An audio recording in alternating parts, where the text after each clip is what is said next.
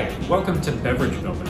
In this video, I will provide the recipes and other key information that you'll need to know in order to produce the core lineup of espresso drinks, as well as a few variations and less common beverages that you may encounter when helping customers at your cafe. Let's start by talking about espresso. When we talk about espresso, I think it's important to be clear that we're talking about a brewing method.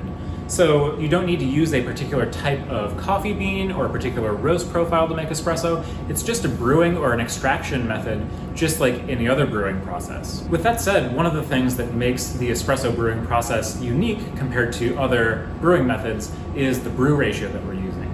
We'll use a ratio of about 1 to 2, meaning for every 1 gram of ground coffee that goes in, we would expect 2 grams of espresso coming out of our portafilter. So I mentioned in the dialing in video that we'll use between 17 and 20 grams of ground coffee in our portafilter basket, and we would expect to yield between 35 and 40 grams. Another thing that makes the espresso brewing process unique is its relatively short extraction time. The term espresso refers to how quickly espresso can be produced. We would expect the extraction to take between 25 and 30 seconds for our typical serving size. So to achieve this result in the espresso making process, we're using a really finely ground coffee, we're compressing it into our portafilter basket, and we're pressurizing the water in order to force that water through the compressed bed of grounds.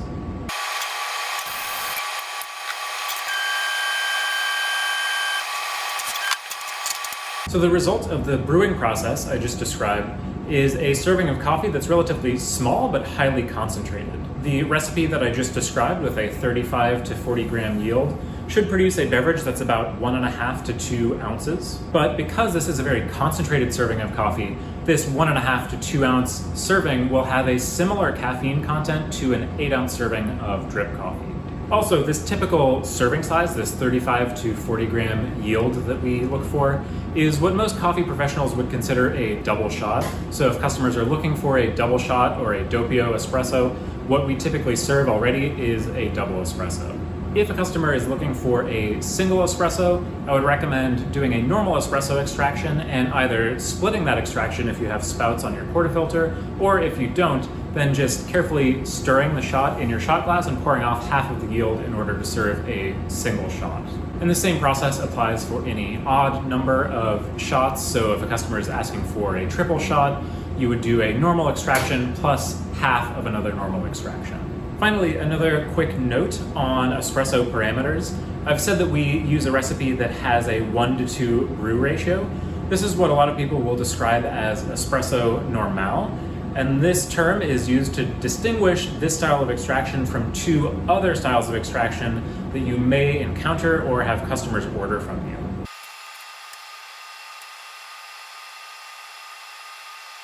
So if we think of brew ratio as a spectrum, the espresso normal type of extraction that we use sits right in the middle between 2 other types of extraction that are kind of at the extremes of the spectrum. So if you go to one end of the spectrum and use a 1-to-1 brew ratio, so let's say you have an 18 gram dose and you pull an 18 gram shot, that would be a 1-to-1 brew ratio. And that would constitute what most people describe as espresso ristretto, or a ristretto shot. Ristretto is an Italian word that means something like restricted, and an espresso ristretto type of extraction will produce a very, very small volume shot, but it's going to be extremely concentrated, extremely thick, and extremely strong. At the other end of the spectrum, if you were to use a 1 to 3 brew ratio, so let's say with that 18 gram dose, you pull a shot that's 54 grams, you would have an extraction that most people would describe as espresso lungo. And the word lungo, again, an Italian word that just means long, describes the high yield or high volume of an espresso lungo type of extraction. So this type of extraction will produce a much larger shot, but it will be much less concentrated. And of course, espresso normal, with its 1 to 2 brew ratio, lies right in between a ristretto and a lungo style of extraction. So I mentioned this just to be clear about these different styles of extraction in case you do have customers looking for a ristretto or a lungo. This helps explain what that means. But it's also important to be clear that in order to serve these different styles of extraction, you would have to dial in with these brew ratios. So if you're already dialed in with an espresso normal type of brew ratio of 1 to 2 using the parameters that we recommend, and wanted to prepare a ristretto or a lungo espresso, you would actually have to go and dial in again to get a similar sort of extraction time with these other brew ratios. So we don't recommend switching to different styles of extraction because it requires you to dial in each time you switch. But with that said, if you do have customers looking for a ristretto or lungo style of extraction, there are a couple things that you can do to try to satisfy them. If someone orders a ristretto, you could offer them a single shot or half of a typical espresso normal extraction, because that's going to have about the same volume as a typical ristretto espresso. On the other hand, if someone is looking for an espresso lungo, I would recommend preparing a typical espresso normal and then pouring it into 1 to 2 ounces of hot water. That's going to produce a beverage that's about the same size and concentration roughly as an espresso lungo. But the typical espresso that we are going to serve is an espresso normal style of extraction, producing a double or doppio espresso. And we're going to look for 17 to 20 grams in the basket, 35 to 40 grams yield in 25 to 30 seconds. So that's our espresso, and that's going to be the basis for 4 other drinks that constitute the core espresso drink lineup. Those 4 drinks are espresso macchiato, cortado, cappuccino, and cafe latte. Those 4 drinks all typically have that double shot of espresso as their foundation. And the main thing that's going to make them different from one another is how much milk we are adding to that double shot of espresso. So we'll go through those 4 drinks one by one in the order of increasing amounts of milk added to that double shot of espresso. Before we get into discussing espresso beverages with milk, it's helpful to know some terminology describing milk texture in order to help clarify the distinctions between these beverages. When we steam milk for espresso drinks, we are producing what's called a microfoam texture, which consists of small, almost invisible bubbles that give the milk a thick and creamy kind of texture. So besides the amount of milk that we are adding to the espresso, the specific texture and the amount of microfoam incorporated into that milk will typically be different for those 4 core espresso drinks. So it's helpful to have some language to talk a little bit more clearly about the texture of the milk that we're going to be using. So we could talk about milk texture in terms of a spectrum where at one end we have no microfoam whatsoever, and at the other end we have all microfoam. When people describe a beverage that has no foam whatsoever, they might describe it as flat. On the other hand, when someone describes a beverage that has a really large amount of foam in it, they might describe it as dry or bone dry. And generally speaking, we can use the term dry to describe the end of the spectrum that is foamier, and we often use the term wet to describe the end of the spectrum that is less foamy. So if you have a customer that's asking for a dry cappuccino, they're asking for a cappuccino that has a higher than normal proportion of microfoam. On the other hand, if you have a customer asking for a wet latte, they're asking for a latte that has a lower than normal proportion of microfoam. So what I'll try to show you in going through the core espresso drink lineup is what I would consider a typical or standard milk texture for the 4 core espresso drinks. And that gives you a basis to make a judgment about helping customers who have a more specific preference regarding milk texture. And if you need to make adjustments to your milk texture, you can achieve different results by adjusting how much you aerate the milk during the steaming process. So if you didn't aerate your milk at all, you would produce milk that has no microfoam. It would be completely flat. If you aerate more and more, you will move up this spectrum, producing drier and drier milk. Let's start with the espresso macchiato. Macchiato is an Italian word that means marked by. So when we produce an espresso macchiato, we're producing an espresso extraction that is marked by steamed milk, meaning we're just going to be using a little bit of steamed milk along with our typical double shot espresso extraction. So an espresso macchiato is typically served in a 3-ounce demitasse vessel, and it consists of a normal double shot espresso extraction combined with 1 to 1.5 ounces of milk steamed to about 140 degrees with a microfoam texture. For the milk texture for the macchiato, I would recommend aiming somewhere in the middle of the spectrum that we're working with, because the drink should have a little foam layer on top of the espresso. There are a couple of valid ways of preparing an espresso macchiato. Some people consider it more traditional to use a teaspoon to just scoop some microfoam milk out of your milk pitcher and place it on top of the espresso shot, and that's a valid way of preparing it. I would recommend, though, for the sake of simplicity and an efficient workflow, getting comfortable with free pouring all of the drinks that I'm going to show you. So instead of using a spoon to scoop microfoam milk, I would recommend just free pouring the milk from your pitcher onto the surface of the espresso. And in the case of macchiatos in particular, out of the core espresso drink lineup, you'll probably find it fairly difficult to pour latte art just because there's very little milk that goes into the beverage. And so what I would recommend is aiming for just a nice round monk's head on the surface of your macchiato. So that's the macchiato. It's a small beverage with a relatively small amount of milk added to the espresso.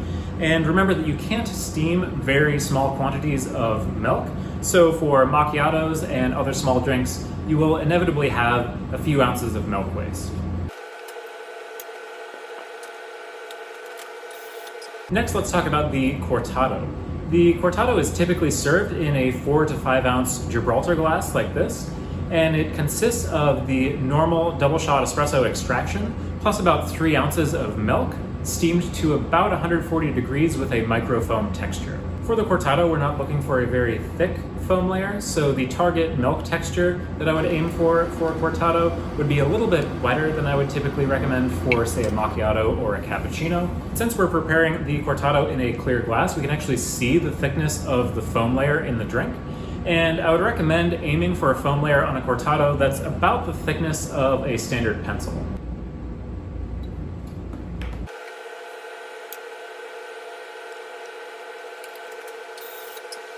Next, let's talk about the cappuccino.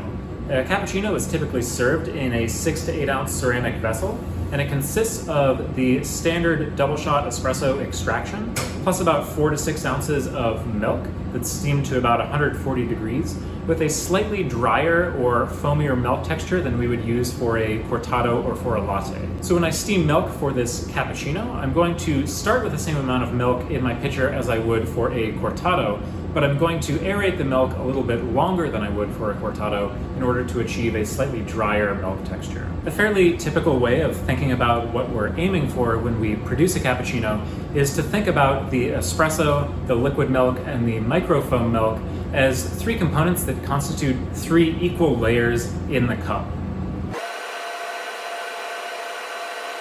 So when the beverage is complete, we should have 3 approximately equal layers consisting of espresso, liquid milk, and microfoam, or in other words, they should each constitute a third of the overall beverage. When I'm practicing making cappuccinos and I want to judge the quality and thickness of the foam layer in the drink, I will sometimes do what I call the spoon test, which consists of letting the drink sit for a moment in order to let the foam layer separate, and then taking a teaspoon and just gently scraping it flat across the surface of the beverage. And that should just be moving aside the foam layer, and I should just see the top of the liquid milk layer below the foam.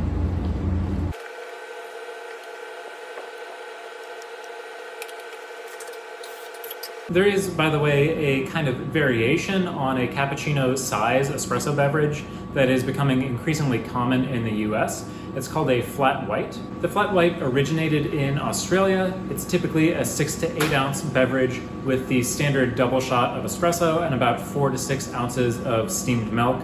The main difference between a flat white and a cappuccino is that with a flat white, you're aiming for a much thinner foam layer.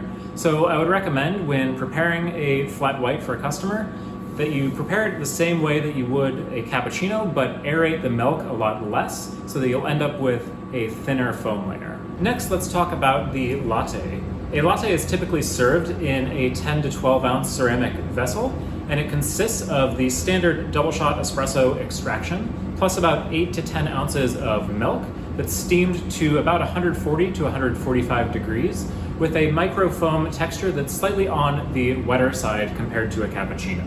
So for the typical latte, I would look for a foam layer that's probably somewhere between the thickness of the pencil that we use to judge the cortado and maybe a Sharpie thickness. As you're practicing steaming milk with different textures, you may find it helpful to make slight adjustments to the texture of your milk even after steaming it. So for instance, if you end up with a pitcher of milk that appears to be too dry, too foamy, you can actually remove a little bit of that foam layer by pouring off a little bit of the milk from your pitcher into a drain, and that helps reduce the proportion of foam in the pitcher.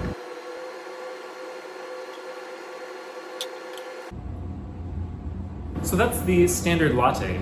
It's fairly common also for lattes to have other flavors added to them, for instance vanilla, or if you add chocolate to a latte, that makes it a cafe mocha. So for flavored lattes, I would recommend measuring out the syrup into the vessel first, and then adding your espresso, and stirring the two together to combine them completely before adding your steamed milk.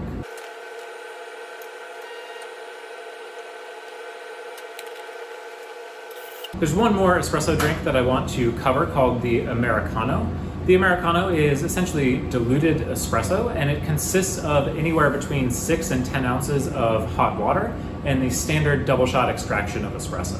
To make an americano, I would recommend always starting by filling the vessel with the desired amount of hot water, either from your coffee brewer or a dedicated hot water boiler, not from your espresso machine.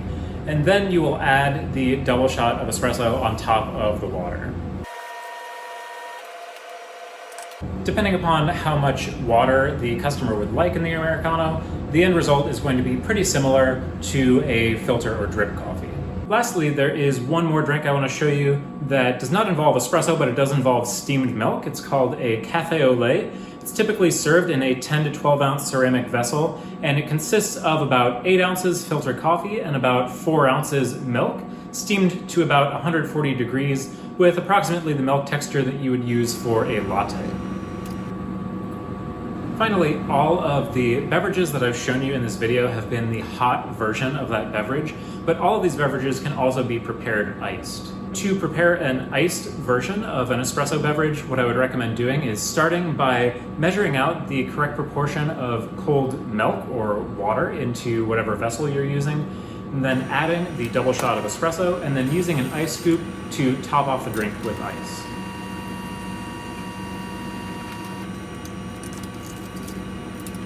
This has been Beverage Building, and this should give you enough information to start making and serving the core espresso drinks.